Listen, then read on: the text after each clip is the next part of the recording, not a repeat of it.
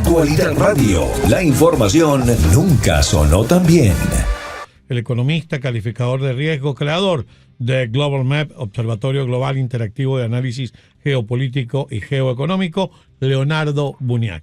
Leonardo, encantado de saludarte. Agustín y Carlos, te damos la bienvenida. Agustín, Carlos, un placer. Un abrazo inmenso a esos miles de radioescuchas que lo siguen todos los días en Radio Actualidad. Muchas gracias. Leonardo, fotografía Polaroid tomada por usted y analizada de lo que está ocurriendo, no solamente en los mercados, sino en la economía en general, porque hoy también el presidente anuncia que ya las promesas de inversión de capital extranjero superan los 5 trillones para los próximos 4 años. Sí, mira, yo creo que tenemos que hablarle de manera sumamente pedagógica, y no hablo de los economistas, yo hablo también de ustedes, los comunicadores sociales, Agustín, a la gente, porque de verdad que comienza, en mi opinión, a aburrir el tema de seguir hablando de que estamos en medio de una inflación. Inclusive el presidente de la Reserva Federal, ¿verdad?, que sabemos obviamente que tiene una posición totalmente contraria a la administración Trump, dice claramente: yo me niego a bajar las tasas de interés porque la economía norteamericana es una economía fuerte. Hay solidez en la economía americana, como lo había en el primer gobierno de Donald Trump cuando subió los aranceles, y muchos periodistas, sobre todo periodistas, recuerdo, y medios asociados al Partido Demócrata, comentaban y decían: viene la recesión, viene el lobo, viene el lobo, viene el lobo, y nunca llegó el lobo. Más bien, esta economía creció durante 23 trimestres consecutivos hasta que en enero de 2020 arrancó tristemente la pandemia, como tú debes recordar. Una época, una primera gestión de gobierno donde los índices de producción manufacturera crecieron bárbaramente, la economía creció, un crecimiento llamado sostenido de carácter no inflacionario, y aquello no ocurrió. ¿Qué pasa ahorita? Bueno, nuevamente estamos hablando de lo mismo. La bolsa está reaccionando frente a lo que está ocurriendo, obviamente, porque estamos en ambiente de incertidumbre, y comenzamos a hablar nuevamente de viento de recesión, cuando los fundamentales de la economía mundial, los fundamentales de la economía norteamericana y los fundamentales de las empresas no están indicando que estamos en presencia de una recesión. Sin embargo, a nivel probabilístico todo es posible, pero no probable. Entonces, ¿hay posibilidades en el futuro inmediato de una recesión?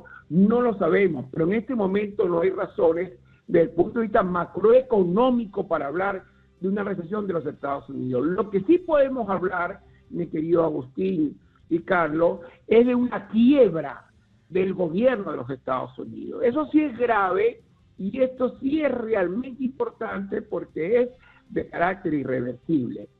¿Y de qué estoy hablando? De alguna manera estoy muy de acuerdo con este economista que acabas de comentar, porque realmente el tema, creo yo, que descansa en un animal de 3 patas, la llamada triada, que es un animal de 3 patas, donde esa estrategia de la administración Trump, y te lo digo de manera como técnico, porque no soy político ni entiendo mucho de política, busca básicamente atender 3 temas. Uno, gestionar inteligentemente el problema de la deuda pública, una deuda pública que ya alcanza los 36 trillones de dólares, casi un 130% del PIB norteamericano. Tú lo acabas de comentar. Este año 2025 vencen 9,2 trillones de dólares de esa deuda, es decir, un 25% o más. ¿Ok? Y además, en el primer semestre de este año, para que la gente se asuste y se preocupe, vencen 6.25 trillones de dólares. De los 9 trillones, 6 trillones vencen en el primer semestre, ahorita en junio de este año. ¿Y qué ocurre? Que el presidente de la Reserva Federal, que se negó, y tú lo sabes muy bien, por mucho tiempo subir las tasas de interés hasta que llegó la inflación al 9%, tardó toda una historia, toda una vida para subirla, ahora se niega a bajar la tasa de interés para no dinamizar la economía norteamericana y comenzar a hablar de temas de recesión en los Estados Unidos. Pero ¿cuál es el problema de esto? Y esto es importante explicárselo a la gente, al señor de a pie, al que se monta en el Uber, al que va ya en el metro de Nueva York. Bueno, hay que explicarle que si el gobierno de los Estados Unidos le toca refinanciar 9.2 trillones de dólares a los tipos de interés actuales. El servicio de la deuda pública de esa deuda va a provocar la quiebra total de la economía norteamericana. Leonardo, es muy importante, eso que está diciendo es sumamente importante, porque cuando hablamos de deuda y decimos que el país tiene 33 trillones, 35, 36, 37, a medida que van pasando los años, la deuda va aumentando. No se habla de los intereses que hay que pagar. O sea, es que una persona tiene una tarjeta de crédito con $5,000 de balance y paga una cantidad de intereses, pero cuando tiene $15,000 va a pagar mucho más intereses. Si tiene $25,000 acumulados, va a pagar muchísimo más de intereses. Ya este país está pagando cerca de $1 trillón al año en intereses por el concepto de la deuda, mucho más que el Departamento de Defensa, mucho más que los programas sociales. Es nuestro primer renglón de gastos y por lo tanto el gobierno lo que está tratando es ver cómo puede refinanciar esa deuda con un menor interés para tener un ahorro de cientos de miles de millones de dólares a mediano y largo plazo. Permíteme terminar la idea que estaba inspirado, sí. querido Agustín. Entonces, el gran tema, tú lo acabas de comentar, es el servicio de la deuda pública. Hay que explicárselo a la gente. El gasto público tiene 3 componentes. El gasto corriente, que el gobierno paga en sueldo y salario y otros gastos administrativos. El gasto de capital, que es el gasto en infraestructura física, cuando construye autopistas, puentes, etcétera. Y lo que se llaman las aplicaciones financieras del gasto, que es el servicio de la deuda pública. Mi querido Agustín, que la gente lo entienda, el ingreso es esperado, pero el gasto no es esperado, el gasto es cierto. Y resulta entonces que poco a poco el gasto financiero, que es el servicio de la deuda pública, el pago de capital e intereses de la deuda, cada día crece más como un animal salvaje dentro de los componentes del gasto, comprometiendo el presupuesto de la nación. Es decir, que cada día el gasto público en los Estados Unidos se hace cada vez más y más rígido. Significa esto que queda hipotecada, está hipotecada la economía. Pero si estos 9 trillones se van a refinanciar, ¿qué significa esto? Que vencen en junio. Y como consecuencia de eso se sustituyen estos bonos por nuevos bonos, pero si se emiten a los tipos de interés actuales, pues la economía americana, se lo puedo jurar, mi querido amigo, está quebrada y el pueblo de los Estados Unidos está quebrado. Entonces, en consecuencia, ¿qué tú puedes hacer? Bueno, si la Reserva Federal no baja las tasas de interés, ¿cómo tú reduces entonces el costo del financiamiento? Pues lo puedes hacer a través de una política, por ejemplo, comercial arancelaria, ¿verdad? En medio de la incertidumbre, lleve a todos los capitales a refugiarse en el activo de riesgo más seguro del mundo, que es el bono. Los bonos del Tesoro. El bono japonés. Y mientras más gente se muda a los bonos del Tesoro, los intereses más caen. Así es, no al bono. Y fíjate que no estamos hablando que si la economía americana estuviese en recesión o viendo recesión, el refugio serían los bonos alemanes o los bonos japoneses. Pues no son ellos los que están creciendo, son el precio de los bonos del Tesoro de los Estados Unidos, cuyo precio está aumentando. Y esto hace que baje el rendimiento. Es decir, cuando Trump le ruega a la Reserva Federal, baja las tasas de interés que permitan la reanimación de la actividad económica, que apoyen el crecimiento del crédito bancario para financiar la actividad productiva y reproductiva que genere empleo económico en los Estados Unidos, y la Reserva Federal se niega a hacerlo porque argumenta que todavía la economía es muy fuerte, equivocándose una vez más como se equivocó en el año 2022 al no subir los intereses con una inflación del 9%, y lo hizo de una manera muy tardía, afectando y haciendo frágil la economía americana. Pues si se niega a hacerlo en la Reserva Federal, la manera de bajar el costo del financiamiento es impulsando el precio de los bonos, que es lo que está ocurriendo. Y en medio de la incertidumbre global que esta medida puede ocurrir, ¿qué hacen los grandes capitales en Estados Unidos y en el mundo?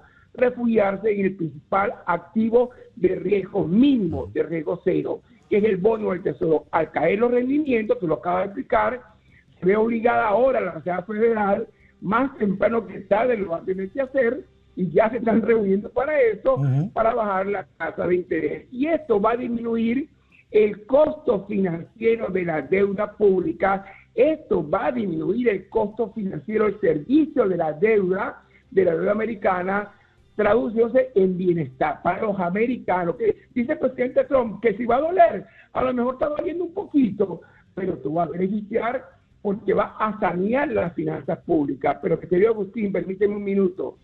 Esta medida todavía no es suficiente. ¿Por qué no es suficiente?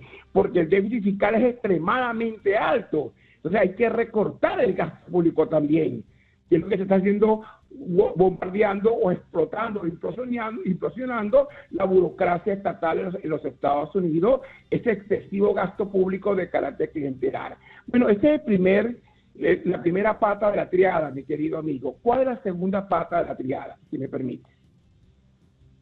Sí, adelante. Sí, adelante. Ok, la segunda pata es el déficit comercial. Solamente para que los radioescuchas tengan una idea, les conseguí una cifra que es realmente fabulosa. Aquí la tengo. En este momento, el intercambio comercial entre los Estados Unidos y la República Popular China, cifras del 31 de marzo del 2025, está en 582 mil millones de dólares.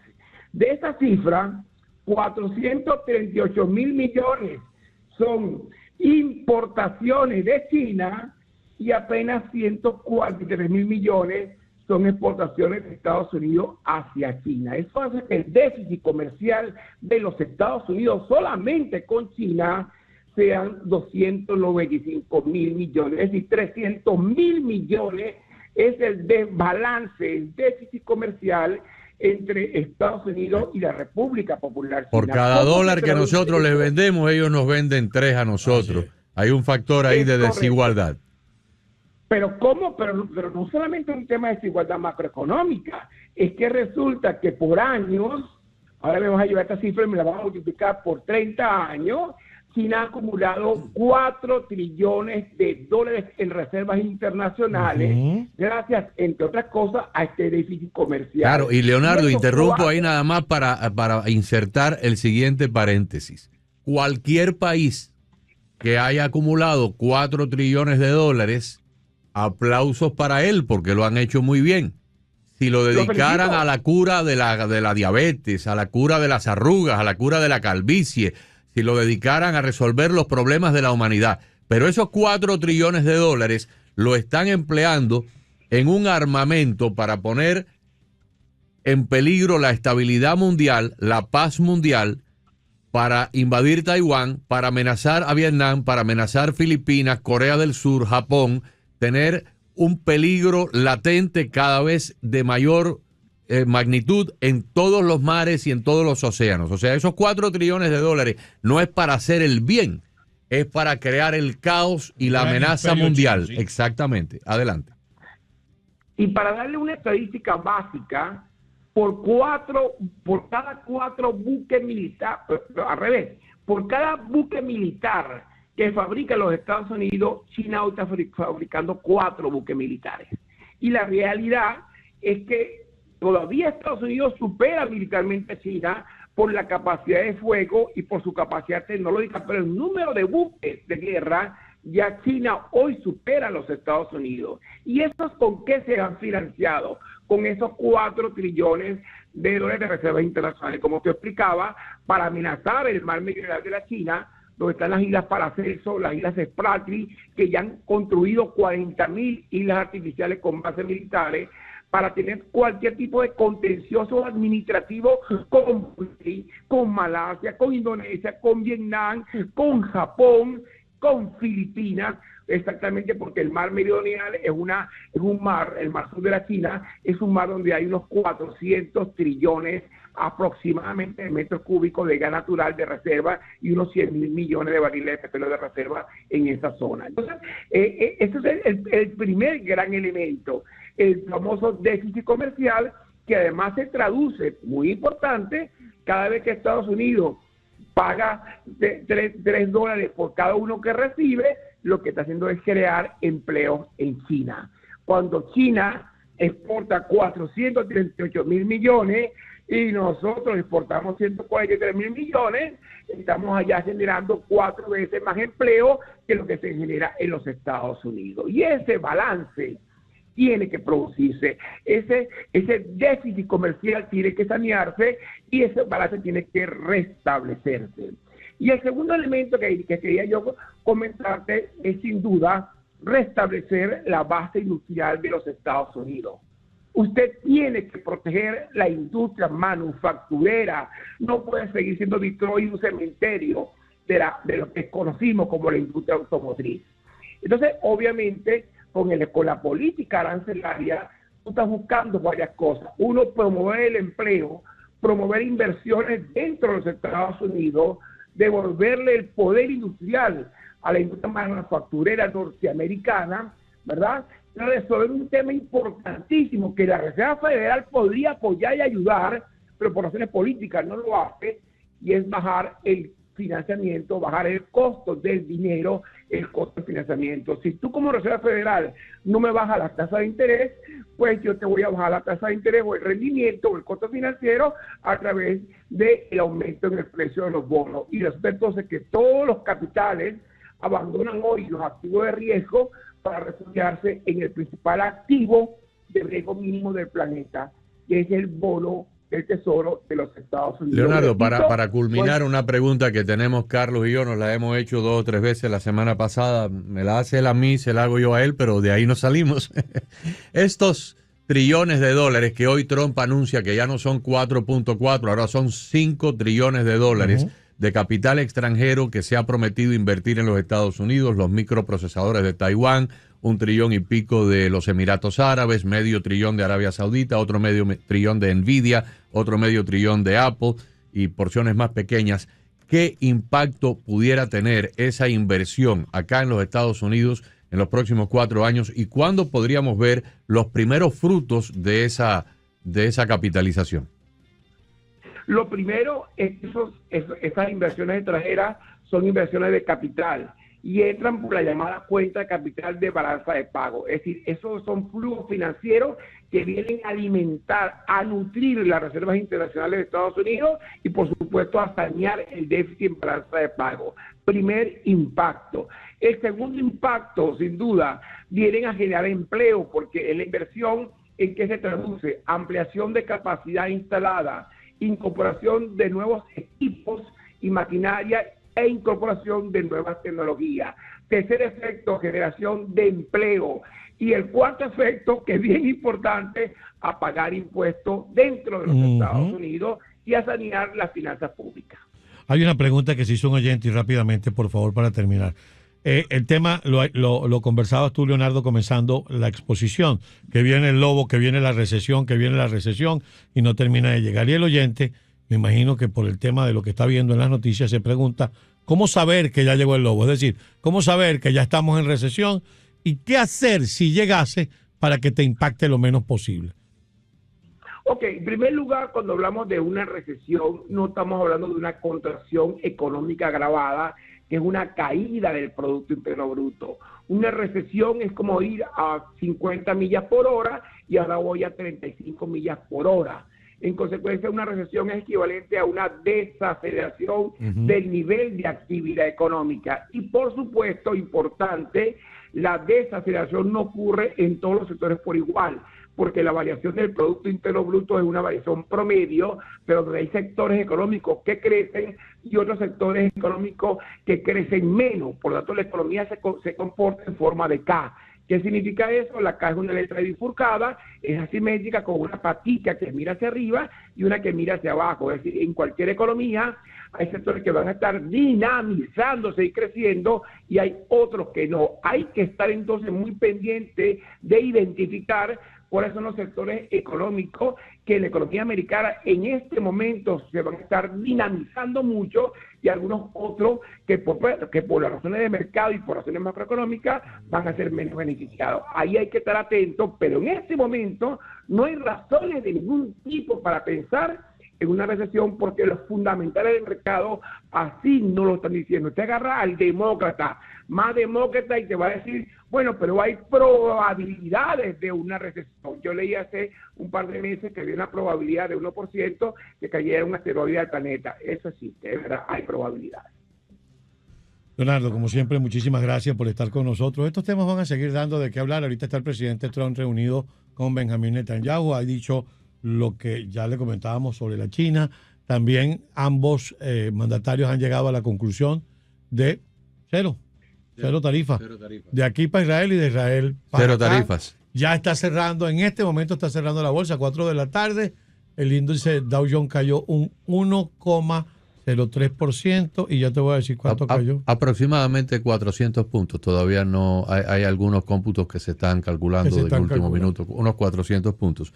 La Unión Europea, Leonardo, la presidenta de la Unión Europea propuso esta mañana 0% de tarifas de allá para acá a cambio de que Trump elimine las nuestras de aquí para allá. Eso sería un logro extraordinario si pudiera haber una reducción de tarifas al 0% en el intercambio comercial con la Unión Europea. Te doy mi opinión rápidamente. Sí. ¿Sabes qué significa eso? El reconocimiento que algo ha venido funcionando mal desde hace mucho tiempo. Hombre, pero por supuesto, ¿cómo es posible? Por ejemplo, Vietnam, Indonesia, Tailandia, países que mencionamos la semana pasada, ¿cómo es posible que algunos de estos países nos hayan estado cobrando 70%, 90%, 80% a cambio de nada? Nosotros no les cobrábamos nada. Por ejemplo, Bangladesh es el país que es el segundo productor de ropa confeccionada, ¿no? De t-shirts, camisas, pantalones, de lo que es ropa cosida. Bangladesh. Bueno, pues Bangladesh nos cobraba creo que el 72% de tarifas arancelarias. No se sentía, y de aquí para allá era como el 16. No se sentía tanto porque los productos eran baratos, o sea, una camiseta $6, una cosa así. Entonces, $4, exacto, pero en el volumen, pues por supuesto hay un déficit comercial extraordinario, lo mismo con Tailandia, lo mismo con Vietnam, con la India, con Japón, con la Unión Europea, con Canadá. Canadá le pone a los precios del queso de la región esta de New England, el queso que se hace ahí y la mantequilla, pagan unas tarifas como del 80% en Canadá. Un dato importante, hace 70 años atrás, hace 60 años atrás, eran economías totalmente atrasadas y subdesarrolladas. Por ello, se permitían esos aranceles. Hoy en día, Indonesia, Tailandia, Camboya, Vietnam son tigres del Pacífico, son economías ya que son verdaderamente economías exportadoras y muy exitosas en los mercados internacionales. Muy bien, Leonardo, muchísimas gracias. Muy bien, lo ha explicado de una manera muy clara, lo entendemos perfectamente. Creo que los oyentes también.